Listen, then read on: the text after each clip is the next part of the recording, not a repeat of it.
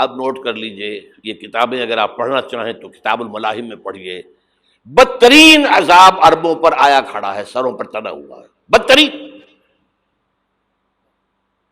ایسی جنگ ہونی ہے الملحمۃ العظمیٰ، جس کو کہ میں بھی آپ کے گواہی پیش کر دوں گا، جسے کہا گیا ہے دی لاسٹ کروسیڈ. بش نے بھی کروسیڈ کا لفظ بول دیا تھا، پھر واپس لیا اس نے. نکل جاتی ہے جس کے منہ سے سچی بات مستی میں، فقیہ مصلحت بین سے وہ رندے بادہ خار اچھا، کروسیڈ کہہ کر پھر واپس لیا. یہ کروسیڈ، اس کے اوپر جس قدر نقصان ہونا ہے عربوں کا. گریٹر اسرائیل بنے گا، یہ عراق، شام، اردن، سعودی عرب کا کچھ شمالی علاقہ، ترکی کا جنوبی علاقہ، مصر کا صحرائے سینا، اور اس کے ساتھ ہی جو بہترین اس کا زرخیز ترین علاقہ ڈیلٹا آف نائل، یہ سب یہودیوں کے قبضے میں جائیں گے. اس کو حدیث میں کہا گیا الملحمۃ العظمیٰ. عیسائی 80 علم لے کر ہے مسلمانوں تم پر حملہ آور ہوں گے، اور ہر علم کے نیچے 12,000 فوج ہوگی، 9.5 لاکھ فوج. یہ نیٹو کی تیاری کس کے لیے ہو رہی ہے؟ جب یو ایس ایس آر کا خاتمہ ہوا تو پوچھا گیا تھا نیٹو چیف سے، اب کس لیے؟ تمہارا وہ دشمن تو ختم ہو گیا، اب ہمیں اسلامک فنڈامنٹلزم سے نمٹنا ہے. وہ جانتے ہیں خطرہ یہی ہے، اب اسلام ابھر سکتا ہے. مسلمانوں کے سینوں کے اندر وہ آگ ہے، اوپر خاکستر آ گیا ہے، تم کہیں اٹھانا بیٹھنا، یہ اندر تو انگارہ ہے، اوپر سے راکھ ہے، اس سے دھوکہ نہ کھا جانا ان کے دلوں کے اندر. اور بش نے کہا تھا مسلمان چاہتے ہیں کہ ہسپانیہ سے لے کر انڈونیشیا تک نظام خلافت قائم کریں. اور میں حیران ہوا تھا کہ اس کمبخت کو ہسپانیہ کا خیال کیسے آ گیا؟ ہمیں تو کبھی آتا ہی نہیں، اب ہم تو بھول گئے. وہ تو 500 برس پرانی بات ہے جبکہ وہاں سے ہمیں نکال دیا گیا تھا. اگرچہ اقبال نے کہا تھا ہے ارض فلسطین پہ یہودی کا اگر حق، ہسپانیہ پر حق نہیں کیوں اہل عرب کا. ہسپانیہ میں تو 800 سال حکومت کی مسلمانوں نے، اور ابھی 500 برس ہی گزرے ہیں نا. یہودی تو ارض مقدس سے 2000 سال نکالے گئے. انہیں لا کے آباد کیا گیا، عربوں کے سینے میں خنجر بھونک دیا گیا. وہ چھوٹا سا ملک جو چاہتا کرتا، کوئی پوچھنے والا نہیں. امریکہ جیسے اپنے بیٹے کی حفاظت کرے ویسے کرتا ہے اس کی. اور حضور نے فرمایا ہے وہ جنگ جب ہوگی تو ایک باپ کے اگر 100 بیٹے ہوں گے تو 99 ختم ہو جائیں گے، ایک بچے گا. یہ حدیث ہے، حدیث ہے صحیح. اور آپ نے فرمایا ویل للعرب من شر قد اقترب، عربوں کے لیے ہلاکت ہے، عربوں کے لیے بربادی ہے اس شر سے جو قریب آ چکی ہے. اور آج جس طرح انہوں نے ان کی تہذیب کو اختیار کر لیا ہے، دبئی جا کر دیکھیے، بدترین مغربی معاشرہ جو ہے وہ دبئی کے اندر ہم نے قائم کر کے دکھا دیا. اب سعودی عرب اس راستے پر بڑھ رہا ہے. اور اس کے بعد نمبر 2 پر جو ہے ہم پاکستانی ہیں. لیکن میں اس کے وہ پہلی بات جو کہہ رہا ہوں وہ تو یقینی ہے، اس میں تو احادیث صحیحہ موجود ہے. اگرچہ اس کے بعد پانسا پلٹے گا، پھر حضرت مہدی کا ظہور ہوگا، حضرت عیسیٰ کا نزول ہوگا، اور وہ گریٹر اسرائیل گریٹر گریو یارڈ بنے گا یہودیوں کا. ایک ایک یہودی قتل ہوگا اور دفن ہوگا. یہ بات میں ہونا ہے، میں پہلی بات بات کر رہا ہوں. وہ پانسا پلٹے گا جب پلٹے گا. ابھی جو سامنے ہے وہ کیا ہے؟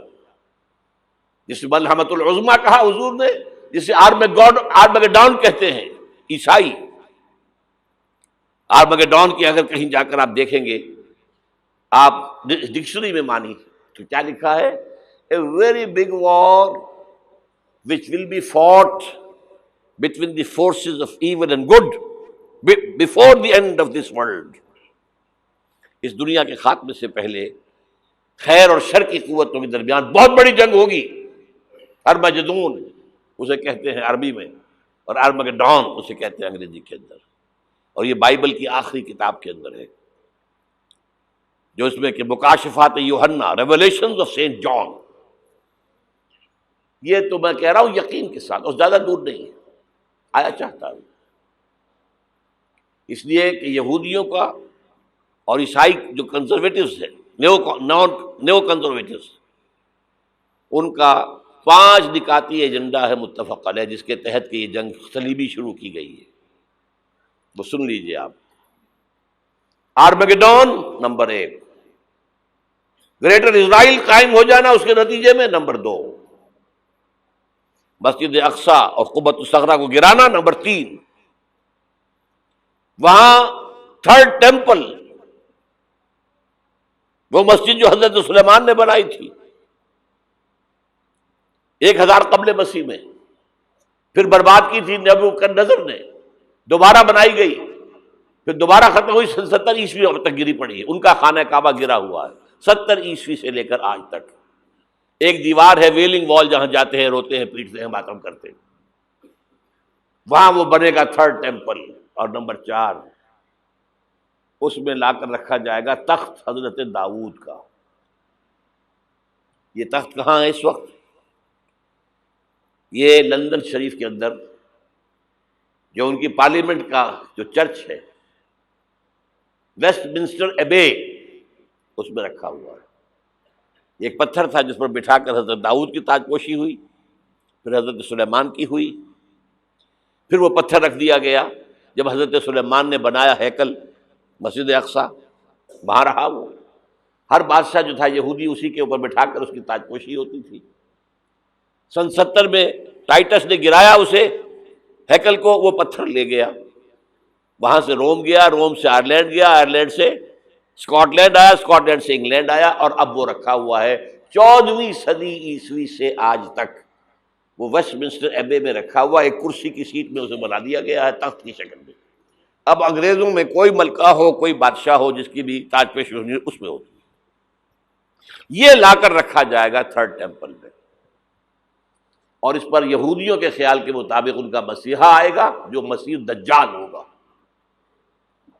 عیسائیوں کے خیال کے مطابق حضرت عیسیٰ آئیں گے، وہ ہمارا بھی خیال ہے حضرت عیسیٰ آئیں گے علیہ السلام. بہرحال یہ تو بات کی باتیں ہیں نا. اس وقت جو میں عرض کر رہا ہوں، عربوں پر بہت بڑا عذاب، اور پاکستان کا معاملہ البتہ یہ ہے، میں یقین سے نہیں کہہ سکتا. ہینگنگ ان دی بیلنس، ہو سکتا ہے اللہ تعالیٰ ہم پر رحم فرمائے، ہو سکتا ہے، اگرچہ اس کی کچھ شرائط ہوں گی. چمن کے مالک اگر بنا لیں موافق اپنا شعار، اب بھی چمن میں آ سکتی ہے پلٹ کر چمن سے روٹھی بہار، اب بھی ہو سکتی ہے. اور یہ بھی ہو سکتا ہے کہ اللہ تعالیٰ نے معجزانہ طور پر ہمیں ملک دیا، ہم نے اللہ سے بدعہدی کی، وعدہ خلافی کی، غداری کی، لہذا سزا دی جائے اور ہم سے یہ ملک چھین لیا جائے. It's just possible. دور نہ سمجھے اسے، انہونی بات نہ سمجھے. جو گھیراؤ ہو رہا ہے آپ کے مغرب میں نیٹو فورسز اور مشرق میں بھارتی فورسز گدھوں کی طرح بیٹھے ہوئے انتظار کر رہے ہیں پاکستان اور ڈسٹیبلائز ہو جائے، یہاں اور بدامنی ہو جائے. اب لاہور میں پھر آج دھماکے ہو گئے ہیں. 2 دن پہلے کا دھماکہ میں سہ کے آیا ہوا ہوں، آپ کے سامنے بیٹھا ہوں. وہ جانیں بچی ہیں، جو ہماری اکیڈمی کا حشر ہوا وہ میں آپ کو نہیں بتا سکتا. یہ سارا کیوں ہو رہا ہے؟ تاکہ یہاں بدامنی ہو جائے اور ہمیں جواز مل جائے. مغرب سے نیٹو فورسز داخل ہو جائیں، مشرق سے بھارتی فورسز آ جائیں، اور ہمارے ایٹمی دانت توڑ کر اور پھر ہمیں بھارت کے سامنے ڈال دیا جائے. نو ڈو ایز یو لائک. یہ ان کا نقشہ ہے. ہوگا کیا وہ اللہ جانتا ہے. ہوگا وہ جو اللہ چاہے. لیکن اللہ کا چاہنا جو ہے وہ کس پر منحصر ہے؟ یہاں انقلاب برپا کرو، یہاں اسلام لاؤ. اگر دھندوں میں لگے رہو گے تو وہ خود بخود نہیں آ جائے گا انقلاب. صحابہ نے جانیں دی تھی، کتنی تکلیفیں اٹھائی تھی. 12 برس تک مکی دور کے اندر با نشہ درویشی در ساز و دمادم زن، جو پختہ شبی خدرا بر سلطنت جم زن. یوم طائف یاد ہے جو حضرت عائشہ فرماتی ہے کہ میں نے پوچھا تھا حضور سے کہ یوم احد سے زیادہ سختی بھی آپ پر کبھی آئی؟ یوم احد پر کیا ہوا تھا؟ تلوار کا وار پڑا تھا آپ کے چہرہ مبارک، یہ جو رخسار کی ہڈی ہے اس کے اندر وار گیا ہے، اوپر خود کی 2 کڑیاں تھیں وہ اس میں گھس گئیں، 2 دندان مبارک شہید ہوئے۔ وہ خود کی کڑیاں ایک صحابی نے اپنے دانتوں سے پکڑ کے کھینچنے کی کوشش کی، دانت نکل گئے، وہ نہیں نکلی، کیا جتن کر کے نکالی گئی ہوگی تو خون کا فوارہ آیا، اتنا خون گیا ہے کہ آپ بے ہوش ہو گئے، گر گئے، اور مشہور یہ ہو گیا کہ آپ کا تو انتقال ہو گیا، شہادت ہو گئی۔ یہ سیرت کبھی پڑھی ہے؟ حضرت عائشہ کے ہوش کا تو یہی دور تھا نا، یوم طائف میں تو آپ کی کیا تھی، بچی تھی، انہیں کیا پتا کیا ہو رہا ہے حضور کے ساتھ۔ 3 دن تک حضور مکے کی گلیاں اور وہاں کے اوباش لوگ پتھراؤ کر رہے گئے تھے اس امید میں کہ شاید وہاں کا کوئی سردار ایمان لے آئے، تو یہاں تو ابو طالب بھی فوت ہو گئے، یہی دنیاوی سہارا تھا، خاندانی سہارا تھا ابو طالب کے ذریعے، اور گھر میں ایک دلجوئی کرنے والی رفیقہ حیات تھی، وہ بھی، ان کا بھی انتقال ہو گیا۔ آپ نے کہا یہ عام الحزن ہے، اب تو سب کو طے ہو گیا قریش کو کہ آپ جیسے قتل کر دو ان کو، اسی لیے آپ گئے طائف، شاید وہاں کا کوئی بڑا سردار مانے، ایمان لے آئے مجھ پر، تو میں اپنا مرکز ادھر شفٹ کر دوں۔ تینوں سے ملے ہیں، تینوں نے وہ جواب دیے ہیں، نکل جاؤ یہاں سے، میں تمہارے ساتھ بات بھی کرنے کو تیار نہیں ہوں۔ اچھا، تمہارے سوا کوئی نہیں ملا تھا اللہ کو نبی بنا کر بھیجنے کے لیے؟ دیکھو جاؤ، میں بات نہیں کرنا چاہتا، ہو سکتا ہے میں بے عزتی کر بیٹھوں، اور واقعی تم اللہ کے نبی ہو تو میں مارا جاؤں گا، جاؤ جاؤ جاؤ۔ یہ سلوک محبت کے ساتھ ہوا ہے۔ اور پھر چھوکروں کو، اسٹریٹ ارچنز جنہیں آپ کہتے ہیں، اشارہ کیا تھا، خبر لو ان کی، پتھراؤ ہو رہا ہے، ساتھ کوئی ہے ہی نہیں، ایک آدمی صرف، زید ابن حارثہ۔ اب سامنے سے پتھر آ رہے ہیں تو حضرت زید آگے آ جاتے ہیں، ڈھال بنتے ہیں، مجھے لگے پتھر حضور کو رہے، آپ پیچھے سے آ رہے ہیں، چاروں طرف سے تو ڈھال نہیں بن سکتا ایک شخص، جسم لہو لہان، خون جا کر جوتیوں میں جم گیا ہے، جوتی اتر نہیں۔ پھر وہاں سے واپسی پر جو دعا مانگی ہے، اللہم الیک اشکو ضعف قوتی وقلت حیلتی وہوانی علی الناس، اے اللہ تیری جناب میں فریاد لے کر آیا ہوں اپنی قوت کی کمی کا، اپنے وسائل کی کمی کا، اور جو ذلت و خواری ہو رہی ہے لوگوں کے سامنے، الا من تکلنی، مجھے کس کے حوالے کر دیا ہے، الا بعیدی یتجہمنی، یہ میرے اوپر ہجوم کر کے آ جائے، حملہ کرے، اور عدو من لگتا امرے، یہ دشمن کے حوالے میرا معاملہ کیا، جو چاہے کر دے وہ۔ لیکن پھر عبدیت غالب آتی ہے، ان لم یکن علی غضبک فلا ابالی، اللہ اگر تو ناراض نہیں ہے تو مجھے کوئی پرواہ نہیں، سر تقدیم خم ہے جو مزاج یار میں آئے، مجھے اندیشہ یہ ہے کہ تو ناراض تو نہیں ہوگی۔ یہ تکلیفیں جھیلی ہے، سینکڑوں صحابہ نے جانوں کا نذرانہ پیش کیا ہے، احزاب کی جنگ میں فاقوں پر فاقے ہو رہے تھے، اور ان فاقوں کی حالت میں خندق کھودنے کا حکم ملا ہے، لوگوں کی کمریں دوہری ہو رہی ہیں، پتھر باندھے ہیں اپنے پیٹوں سے، اپنے چادروں کے ساتھ کس کر، کمر دوہری نہ ہو جائے، اور جب صحابہ کدالیں چلا رہے ہیں تو کیا کہہ رہے ہیں، نحن الذین بایعوا محمدا علی الجہاد ما بقینا ابدا، اللہم لا عیش الا عیش الاخرہ۔ صحابہ کہتے تھے ہم وہ لوگ ہیں جنہوں نے محمد سے بیعت کی ہے کہ جہاد کرتے رہیں گے جب تک جان میں جان نکل جائے تو بات، اور جان ہے، چاہے ابھی بھوک سے کمر دوڑی ہوئی جا رہی، جان تو ہے۔ اور ایک دفعہ کہتے تھے اللہم لا عیش الا عیش الاخرہ، اے اللہ عیش، زندگی تو آخرت کی زندگی ہے۔ اور حضور فرماتے تھے، حضور کے بیٹھے ہوئے نہیں تھے گاؤں تکیہ لگا کر، پتھر اٹھا کر خندق میں سے لے جا کر باہر پھینک رہے تھے، جب صحابہ کہتے ہیں اللہم لا عیش الا عیش الاخرہ، حضور فرما رہے ہیں فاغفر للانصار والمہاجرہ، اے اللہ ان انصار اور مہاجرین کی مغفرت فرما دے۔ پھر حضور کی خدمت میں کچھ لوگ آئے، حضور اب یہ فاقہ ناقابل برداشت ہو گیا، دیکھیے ہم نے یہ پتھر باندھے ہوئے اپنے پیٹوں کے ساتھ۔ حضور نے کرتا اٹھا کر دکھایا، وہاں 2 پتھر باندھے ہوئے۔ یہ ہے سیرت النبی۔